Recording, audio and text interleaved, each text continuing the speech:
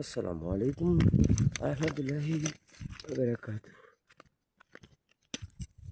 আমি এখন যাচ্ছি আমাদের ব্রাহ্মণবাড়িয়া জেলা অন্তর্গত কসবা উপজেলা ৬ নং গোপীনাথপুর ইউনিয়ন ৭ নং ওয়ার্ড জয়নগর বিষ্ণুবাড়ি জয়নগর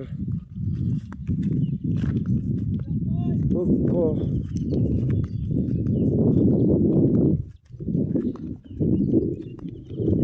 কবরস্থানে, সামাজিক কবরস্থানে। ভাই দুঃখের বিষয় জানেন, দুঃখের বিষয় হলো আমাদের যে কবরস্থান, সেই কবরস্থানে যাওয়ার মতো কোনো রাস্তাই নেই। আমরা তারপরেও কষ্ট করে যেতে হয়, জমিনের ভিতর দিয়ে মানুষের জমি নষ্ট করে আসতে হয় সেই কবরস্থানে। আজ সেই কবরস্থানে শায়িত আছেন আমার মা বাবা, আমার সমাজের বিত্তবান অনেক লোকেরা। তাই আমি অনুরোধ করব, দেশ ও প্রবাসে যারা বিত্তশালী আছেন তারা যদি দয়া করে সহযোগিতা করেন, হয়তো আমাদের এই রাস্তাটা হওয়ার সম্ভাবনা আছে।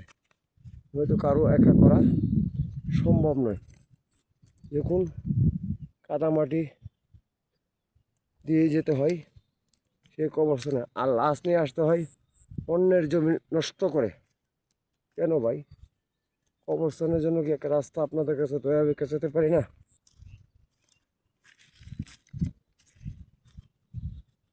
দেখুন তো, রাস্তা দিয়ে যাওয়ার মতো কোনো পরিস্থিতি নেই, তারপরে যেতে হয় এই কাদামাটি দিয়ে কবরস্থানে।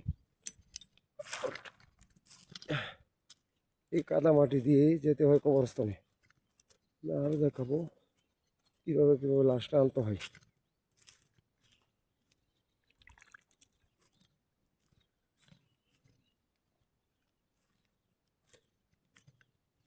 দেখুন, এই কাদামাটি দিয়ে আমি যাব কবরস্থানে, কী করবো?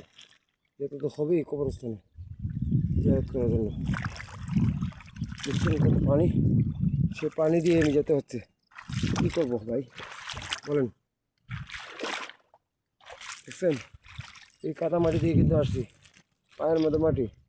এই কাদামাটি দিয়ে আসতে হয়, আর লাশ নিয়ে আসতে হয় এই জমিনের উপর দিয়ে।